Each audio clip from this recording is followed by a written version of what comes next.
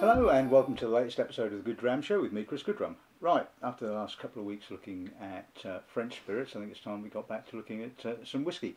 And as you can see from the title screen, this week we'll be looking at some whiskey from the other Swedish distillery, the earlier Swedish distillery, Mackmyra. Now, Mackmyra has been going now. I think it was first built in 1999, according to the book. And I remember tasting some of its earlier releases in the early 2000s, called Predulum, and I thought it showed some real promise, some real interesting character, different. And over the years, I've tasted it off and on, and sometimes I've been not quite so impressed with how it was kind of seeming to progress. But every now and again, they seem to do something really quite good, which was up there with what we were expecting the distillery to start producing. And so like I said, the distillery was built in 1999 and started production not long thereafter. Back in 2012 they expanded and built a second distillery, which was apparently 37 metres high, which I don't know whether it's still, but certainly makes it one of the tallest, or if not the tallest, distillery in the world. And the reason they built the distillery that tall was so everything could be gravity fed. So everything comes in at the top of the building, and instead of having to use pumps and all that kind of stuff, everything just naturally comes down. And that's not unusual. I mean, a number of winemakers, certainly in France, use that kind of technique. So it basically means you don't agitate the wine or the spirit or whatever, and you kind of let gravity obviously do its thing. Basically, the distillery produces two different types of spirit. They do one which is fruity and elegant, and then they produce a peated malt, which not only do they use peat, but they also use things like bog moss apparently, and juniper. I'm guessing juniper wood, I would have thought. And of course, obviously, one of these bottlings is indeed produced like that, one of the spirits that I'll be tasting this afternoon. And so that should be quite interesting.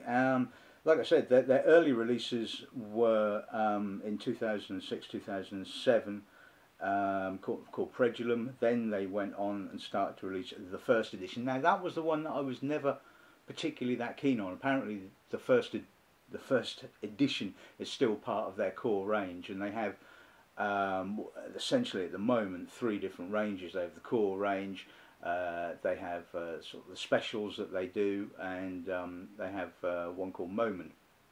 And we've got samples from each of those three ranges, so should be quite interesting.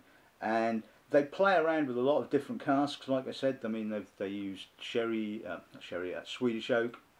They also use American oak. They use bourbon, and they obviously use sherry casks as well, and some wine casks. So one of probably the final interesting fact of about the distillery is that they have a number of warehouses spread around the country. In actual fact, 5, according to this. Basically, they have one which is in an abandoned mine in northern Sweden, so it's 50 metres below ground. One on an island in the archipelago of Stockholm. One is on the west coast, and the other is at a castle in the southernmost part of Sweden. And apparently they have one on the site of the new distillery. So obviously all these different areas where they can sort of mature the spirits, obviously going to give them different characters. I guess you know, they're going to get the sort of salty character from sort of aging it around Stockholm. So there you have it. That's a quick potted history of the Mackmyra distillery. So time to introduce this afternoon's sort of lineup.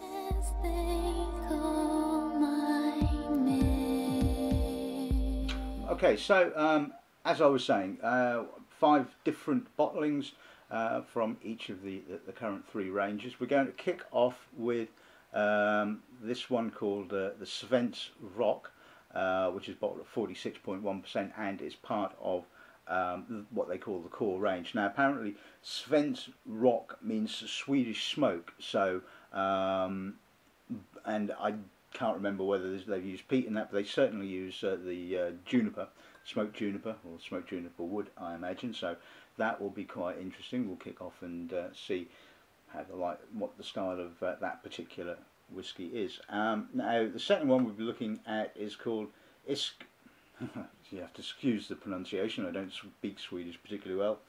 Iskristall, which is the third release in their seasons range, and I'm assuming that each bottling is done to represent a particular season. This was released in December of 2014, finished in XPX casks, and was, I believe off the top of my head, the best European whisky in this year's World Whisky Awards, so looking forward to tasting that one.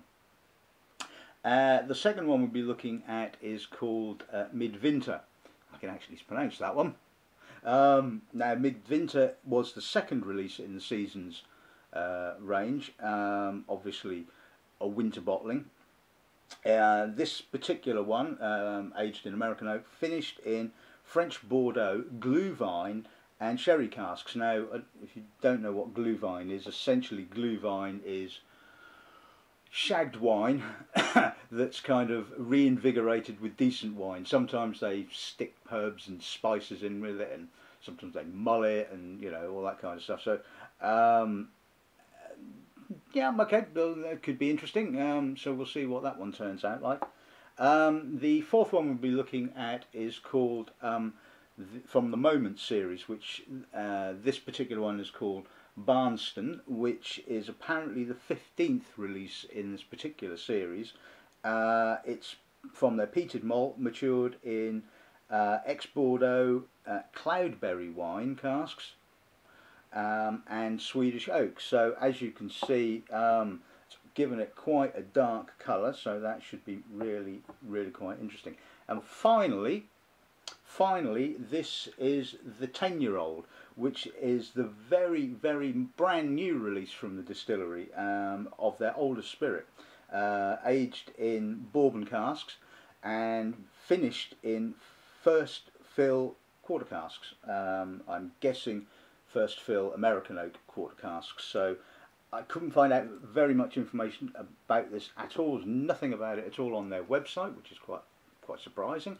So this could well be the first sort of unveiling of their new whiskey. So that'll be quite interesting, I think. So time to shut up and let's taste some whiskey.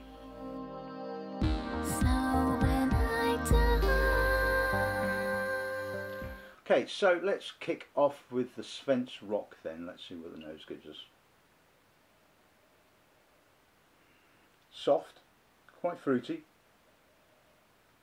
A little bit of peat smoke. There's some other wood smoke. Now certainly when I tasted this blind, I didn't realise it was juniper.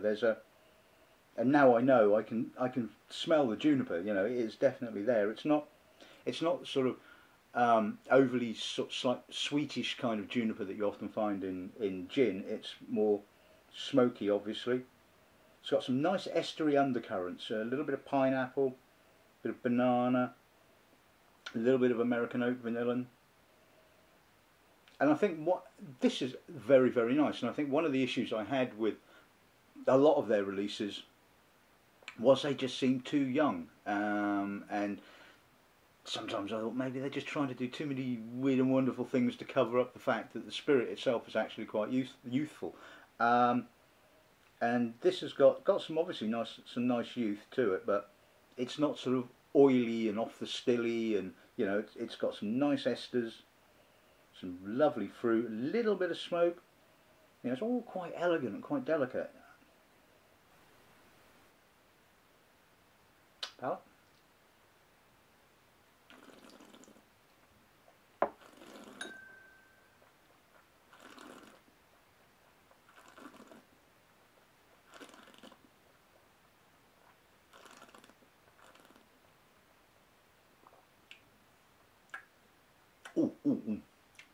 Ooh, getting the peat on the finish there, and the smoke. and the wood.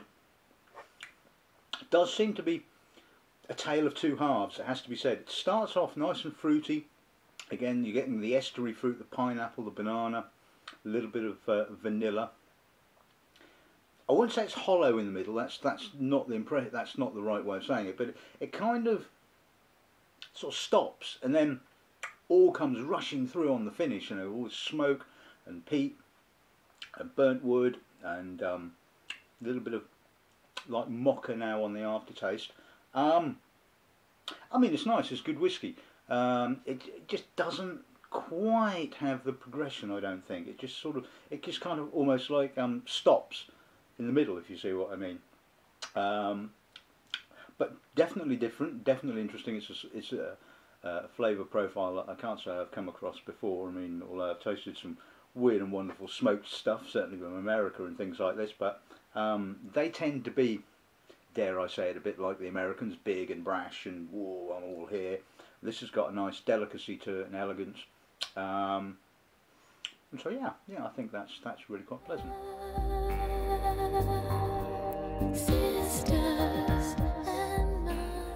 Okay, and on to Iskristall. I'm sure if you're watching this in Sweden or part of Europe, you'll probably pull me up on my pronunciation, no doubt.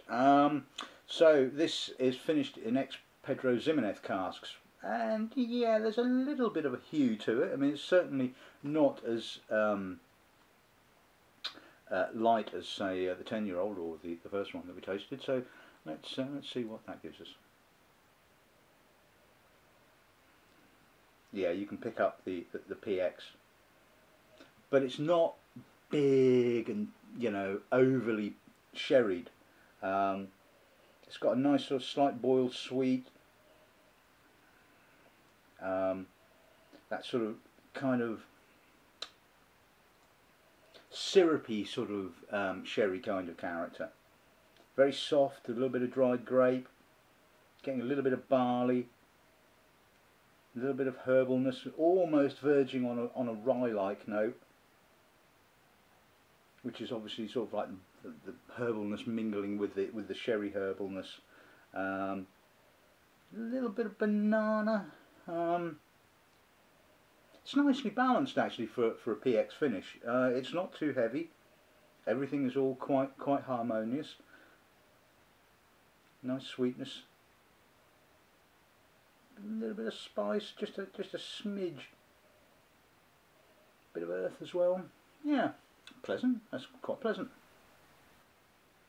Pal.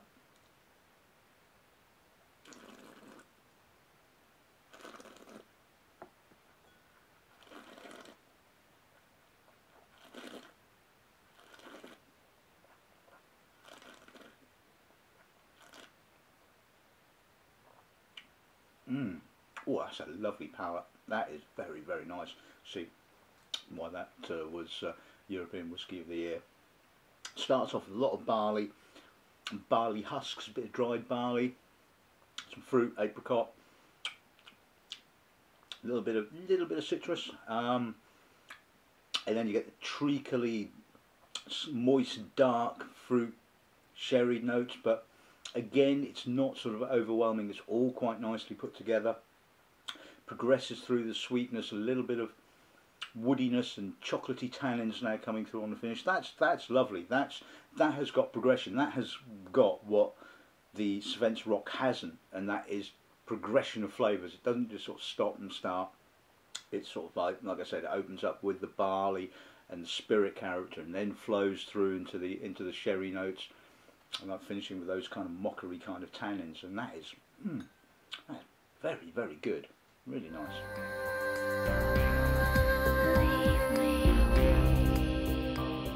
Right, okay, so on to the Midwinter. Right, so this is supposed to be the winter dram then, I guess. Now, the thing about obviously finishing a variety of different wine casks and things, it can be a bit fraught. I remember tasting the Cavalan, the straight Cavalan bottling, which is matured in all manner of different wonderful wine casks, and you sort of look at the list and you think, oh, that could end up being a complete mess. but bizarrely it all kind of worked. So this could be quite interesting. It could be a complete and utter mess, or it could work amazingly well. So let's see what the nose gives us. Quite winey, sweet. I would have said there was more sherry, slightly herbally Oloroso sherry, a little bit of wininess. Don't know whether the glue vine is actually giving it anything at all, other than just augmenting the kind of the wine notes. It's got a grippy European tannin kind of character, a little bit dusty, some barley. The herbal notes are really starting to develop and kicking in quite nicely now.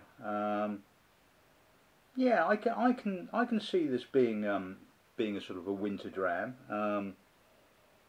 Again, I mean, you know, you don't want too much heavy sherry. A lot of people think dark winter days, stodgy food, big sherry dram, you know, well, that doesn't necessarily always work that way, I don't think. And it's an interesting nose, it has to be said. Quite chocolatey now, or more sort of mockery chocolate, not sort of mockery milk chocolatey, some kind of thing. Palate.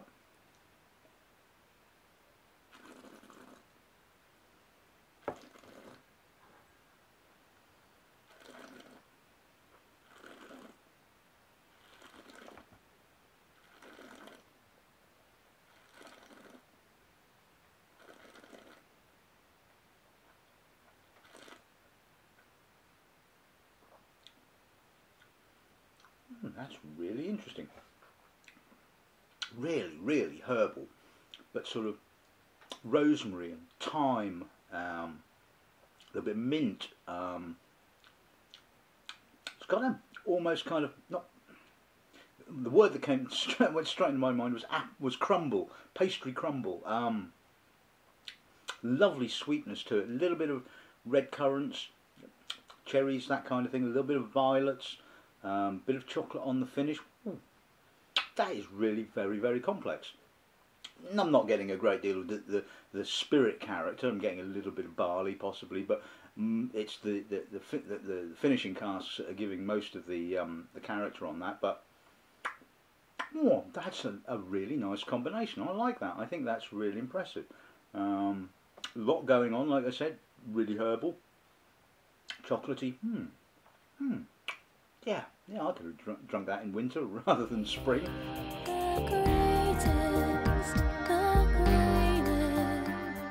Right, okay, so we're in the moment, so to speak. Yeah, okay, that was a bit of a poor joke. So the moment Barnstone. Let's see what that gives us. So peat and red wine. Can always be a recipe for disaster, that one, can't it? Oh yes, that's peated. Slightly medicinal peat, big chunky lot of oak here, a lot of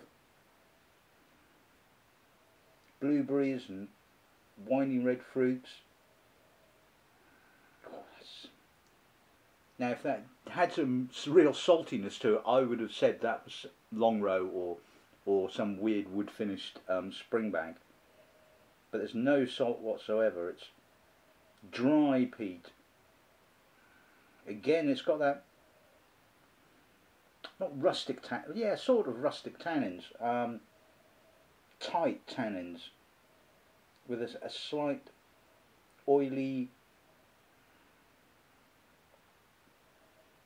yeah, sort of an oily, resiny almost, a little bit like Japanese Mizuna oak tends to be quite resiny, and I'm guessing that is the Swedish oak coming through on this particular thing.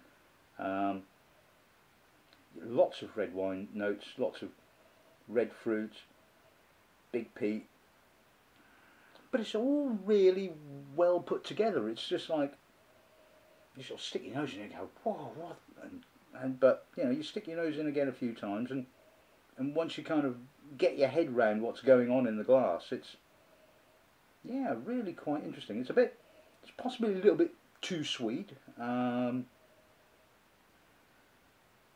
I know a lot of you have sweet tooth, so you probably enjoy it a bit sweeter. But yeah, that's interesting. I can't remember what I thought it was when I tasted it blind. I was probably, no, I wasn't in Sweden, I can tell you that. I was probably in America or somewhere like that. It has that kind of American sort of feel, but it's not American. I just couldn't really get a handle on what was going on here, where it was from, and I'm not surprised, given all the different cask types. But oh, this is really intriguing stuff. Hello?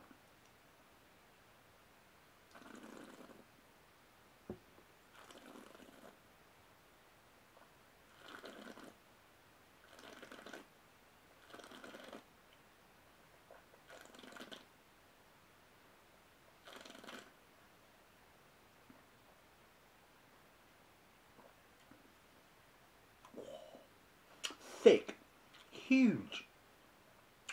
It's almost like sherry cask stuff, but not. It's just lots of molasses and sort of a treacle, dark honey, spice, bitter spice, tight tannic bitter spice, bit of red wine, very drying on the finish, a lot of tannin, but a lot of sweetness as well, so the balance is really very, very good. And again, that's what you want if you've got a whiskey that's either very sweet or very tannic. You want something to sort of like balance it up against, and it's certainly got some real character. No real distillery character, again, like what we found on the nose. Most of the flavours and the aromas are very much wood derived, but oh, that's entertaining. That's really good.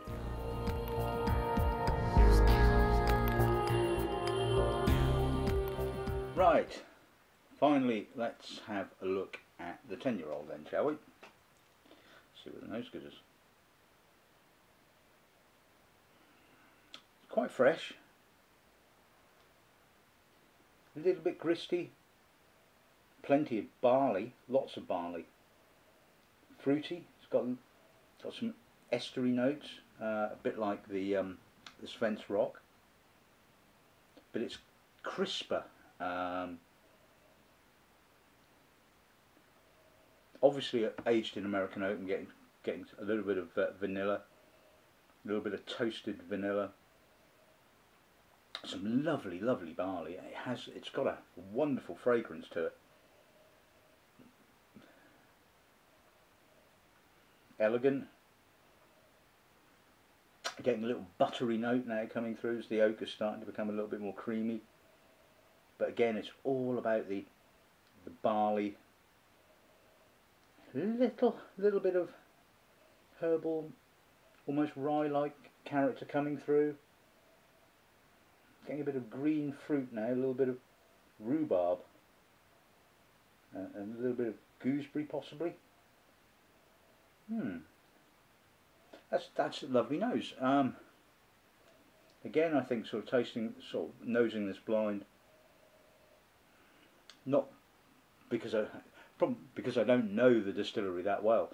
I would have said this is very spey-like, but doesn't quite have the granitiness of, say, a Highland, or the overt grassiness of a spey. But it's kind of in that sort of style, which I suppose is, you know, praise, I guess.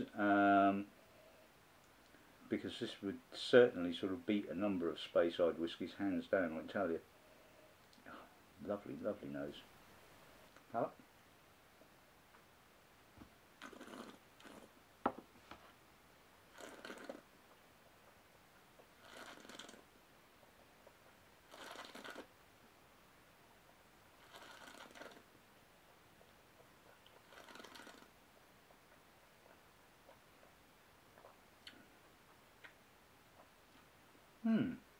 That is very nice.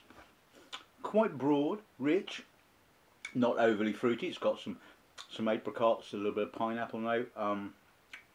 Again, a lot of barley, a bit of coffee tannin, a little bit of chocolate.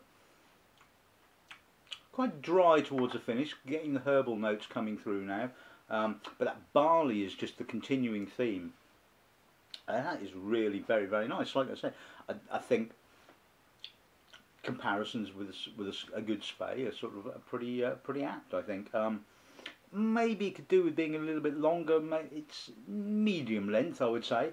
It's probably the alcohol that's shortening it a little bit. But I think if you're a fan of the distillery and you like what the distillery is doing, I think that's a very, very good malt, and it's, you know, lovely 10-year-old. It's got some lovely fresh character to it. It's got a little bit of maturity. Yeah, I think that's going to be interesting to see how that carries on maturing, and hopefully that, you know, they'll carry on leaving this spirit just in American oak, just to see how it progresses.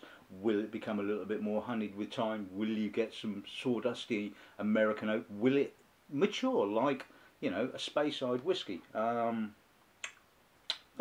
would be interesting to come back to in say another 10 years' time. That be a lot more money, I imagine, then, but yeah, I think that would be interesting to come back to.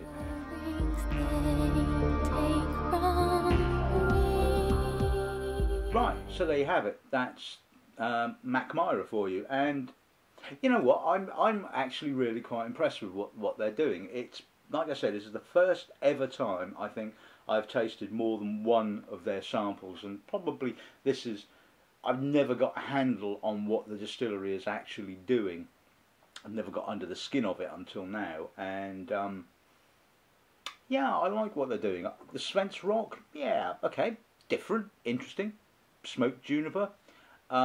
Spirit's a bit young. It's a bit, like I said, it's a bit stop-start, but you know, not too bad at all. Iskristall, yeah, for a PX finish, I think very, very good. Not too heavy on the sherry, elegant, a little bit of power. Yeah, that's very, very good. And like I said, I think that's definitely deserving of being European Whiskey of the Year. The Midwinter, yeah, I kind of like that. I mean, you know, an absolute profusion of casks they've used, and again, it's an interesting spirit. You're not getting any real distillery kind of character, because like I said, all the character has been derived from the wood. But that, I'm guessing, at the end of the day, was the whole point of that particular bottling. And yeah, it's kind of got a bit of a sort of an autumnal, wintry kind of sitting by a log fire kind of feel to it. So yeah, I guess that's pretty much does what it's supposed to do. The moment Barnstone, yeah, again, you know, big peat and lots of wine casks doesn't often have a tendency to work. Certainly does in this case, and I think the thing is that right through this there has been absolutely no off notes. They obviously choose their wine casks and their sherry casks very, very carefully. So there's no butyric notes whatsoever in the wine cask finish, and there's certainly no sulphur at all in any of these. So they're obviously, you know, their wood policy is pretty damn spot on. And yeah, that's interesting. I mean, like I said, it could have been a complete and utter mess, but yeah, enjoyable. And the 10-year-old, yeah, a little bit on the short side. That's probably the only criticism I would kind of level at it. But you know, this is where you see the distillery character. The distillery character is sort of, you know, very barley led, a little bit of sort of like fruit sweetness, American oak. Yeah, nice whiskey. Very, very much in, like I said, in the kind of Speyside kind of character. So yeah, I think this has been, you know, a really, really interesting episode of the show, and I'm really glad that I've done this and shared it with you guys. So there you have it. And before we go, a little bit of an update on what will be coming up next. I've got some samples coming from the World Whisky Awards, so I'm hoping that the next episode, excuse me, having a moment there. I think so. I'm hoping that the next episode I'll do will be the my rundown of the World Whisky Awards. I've then got a couple more episodes lined up. Certainly, I've got some really interesting stuff to show you from the Rocktown Distillery. I had a visit from Phil from the distillery this week, who kindly left me a load of samples, and I just love what those guys are doing. And I'm going to do a European tasting, because I have got a really special one lined up for that one, I can tell you that, which is really interesting. So anyway, that's enough of previews of the next few episodes of the show. So I hope you've enjoyed this week's episode. I hope it's kind of, given you the desire to at least sort of go and try a bottle of Mackmyra, because I really think that they've come on leaps and bounds. So all that's left to say is good afternoon and good running.